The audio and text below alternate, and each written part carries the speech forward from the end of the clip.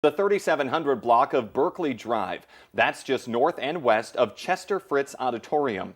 Officers got the call just before 9:30. Police say early indications are that the victim died of a self-inflicted injury and that there is no threat to the public. The victim's name is being released after family is notified. We do not have any confirmation yet from UND police about whether or not the man was a student. Breaking news overnight out of the Twin Cities. The mayor of Minneapolis is asking for help from the Minnesota National Guard after rioters took to the streets in the downtown area.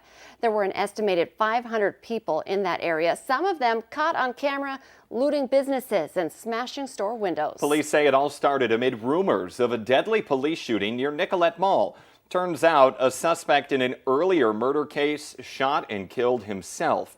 Police held a late-night news conference to share video of the shooting from a city surveillance camera, which appears to show the suspect in the homicide taking his own life. Also breaking this morning, Hurricane Laura is slamming the southern U.S. Now this right here, this is a live look at Louisiana where Laura has weakened, yet it is still threatening with a catastrophic storm surge. Hurricane Laura made landfall right around 1 this morning near Cameron, Louisiana, unleashing her fury all along the Gulf Coast. It's moving inland, of course, and we can see in this live report a reporter struggling a bit just to stand upright in those intense winds. Meteorologist Lisa Green has also been tracking the move that Laura has been making, and we want to check in now with the latest.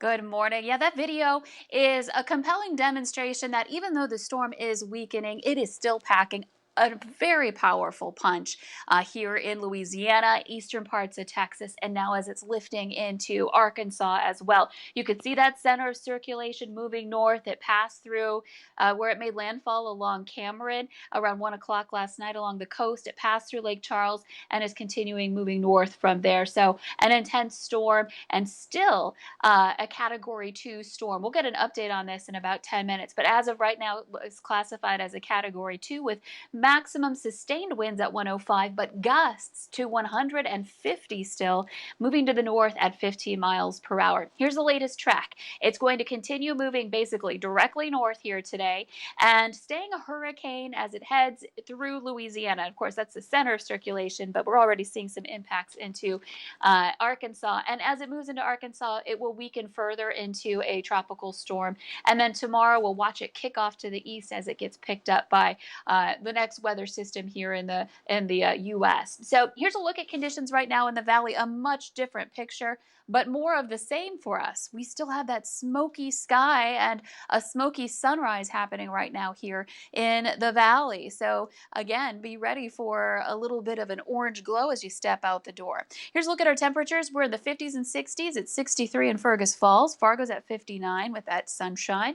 Bemidji, you can see that little bit of cloud cover there. That's actually indicating fog. We do have some areas of fog in the valley, especially in the east, where visibility is less than a mile, in Bemidji and in Wadena. So headlights on. I know the sun is up, but you'll need those headlights to be seen where we have that patchy dense fog. It's pretty quiet right now. We have had a couple of showers or even a thunder shower earlier on in northeastern North Dakota. Those have been falling apart. Still, you might have a sprinkle pass overhead in that area this morning. It's back to school. I know some students are back, and we're looking at some pretty okay conditions at the bus stop. Again, there may be that sprinkle or two this morning, but otherwise a refreshing start with temperatures in the 50s and 60s. This afternoon, you'll want to watch out for the potential for some scattered rain and even some thunder. A couple of places, Southern Valley, very Southern Valley, and out to the west could see 1 or 2 stronger storms, but overall this is looking like more of a widespread rain and thunder event. As we head into the weekend, we'll see a quieter day Saturday, Sunday, another front blast through. All right, thank you, Lisa. New this morning, an elderly woman is being treated at a Fargo hospital after a car crash in Mahnomen. The State Patrol says a pickup driver was trying to cross Highway 59 yesterday afternoon when he ran into the side of a car that was also on that highway. 88-year-old Noella Reese of Foston was taken by air ambulance to Fargo, and 92-year-old Homer Reese was treated in Mahnomen. The driver of the car they were in was not hurt. The driver of the car that was hit was also treated in Mahnomen. Troopers say no one involved in this crash was wearing a seatbelt. The Clay County Sheriff's Office is putting body cameras on its deputies, and they're now asking the public for input about this change. There's a meeting September 22nd that they're looking for public input at. That's at the County Commission meeting. Now, you can read through the policy information on the county website, and you can contact Sheriff Mark Empting with any questions or comments. Dilworth is the only other department that uses body cameras right now. A Cullum, North Dakota teenager is facing criminal sex charges for allegedly assaulting a young boy earlier this month. 18-year-old Zachary Richardson is charged with gross sexual imposition. The 4-year-old boy says Richardson touched him inappropriately. Authorities say Richardson and the boy live in the same neighborhood. They go to speech therapy together, and they were friends. Richardson denies any wrongdoing. Court records are giving us details on what led up to that standoff in South Fargo that blocked off a Fargo neighborhood earlier this week. Authorities say 24-year-old Michael Bell choked and beat his ex-girlfriend before barricading himself in a car for more than 3 hours. He's charged with terrorizing, domestic violence, criminal mischief, and preventing arrest. Court records also allege Bell held a knife to the victim's throat, and that when she tried to escape, he jumped onto her windshield, causing damage before she eventually got away. Police say Bell later showed up to a parking lot behind South High where police were talking to the victim, then locked himself inside the car. He was arrested about 3 hours later. The man accused of shooting a Grafton police officer earlier this month is now facing federal drug trafficking charges. 37-year-old Ruben Cruz is accused of conspiracy to distribute a controlled substance, possession with intent to distribute 500 grams of a substance containing meth, and use of a firearm in a drug trafficking crime. He has also been indicted by a South Dakota grand jury on a similar but separate drug trafficking charge on top of his attempted murder charge out of Walsh County. Police say Cruz shot at officers trying to arrest him for a warrant on August 14th. Grafton police officer Lucas Campaverde was hit but is now out of the hospital. If convicted, Cruz faces a mandatory minimum of 20 years in federal prison. North Dakota Governor Doug Burgum says he is thinking about boosting the threat level next week for the state's COVID-19 hotspots. North Dakota as a whole has been low risk, but spiking numbers have been happening recently and prompting this discussion. We feel good about where we are, but we don't like necessarily the direction we're going. And so, again, we want to, encourage North Dakotans not to be complacent right now. This is a time for us to be proactive because we have an opportunity to get everybody back to school, keep our businesses open, keep everything going. Burgum says he wants to avoid any statewide decisions and will be talking with local health authorities in Cass, Grand Forks, Stark, Burley, Morton, and Ward counties. It's a divisive issue that's emerged during the coronavirus pandemic, and people have their pretty firm opinions on whether or not they'll wear a face mask as suggested by the CDC.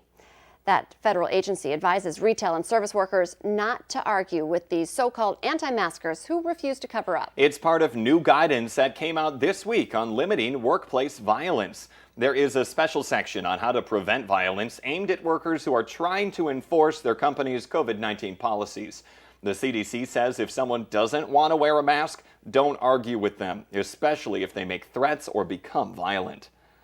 New rules are in place for North Dakota school districts as students head back to the class. Each district must now identify a COVID-19 coordinator and report positive cases to State Superintendent Kirsten Basler. So far, 26 positive COVID-19 cases have been reported in North Dakota schools, 14 of which are teachers and 10 are students, and our remaining are staff.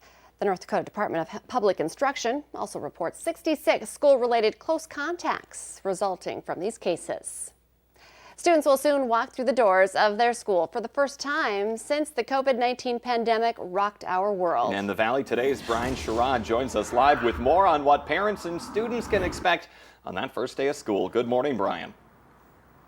Good morning, Jordan and Lisa. Like you said, these kids have not been to school in months, so the classroom's already going to look different from that standpoint. So when they walk through these doors, it's going to be different from the moment they sit in the classroom. They're not going to go to the playgrounds right away. They're also not going to go to the cafeteria right away as well. But it would also give students extra minutes to eat their breakfast in their classrooms as they feel fit. Now, in the classroom, teachers are trying to keep a normal classroom setting while enforcing necessary safety precautions. These include sanitizing the classroom every time you enter or leave a room.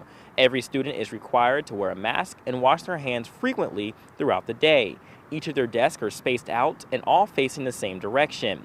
The way students check out books, travel down the halls, and even eat their meals will all change. Teachers are saying a lot will change, but one thing is set to remain the same. I'm excited to be with the kids because kids just bring so much joy to your life, and when that light bulb moment goes off that they can read on their own, or they can solve a math problem, or write a story all by themselves, it's so exciting to be a part of that journey. So parents, you should go ahead and have your kids practice wearing a face mask so they feel comfortable. That way, then they go through the classrooms, and they go through the hallway, or go through anywhere in the school, they're already comfortable wearing the face mask and giving them less reasons to want to take it off. Students, you should practice unwrapping a lot of materials, because when you eat your individual breakfasts and lunches, everything is going to be individually wrapped. So you want to go ahead and practice that. I mean, I would even recommend doing both of those things at the same time. Maybe go in your kitchen and have a face mask on while unwrapping something. That's 2 lessons at once. Now, if you want more information, you can go on our VNL News app.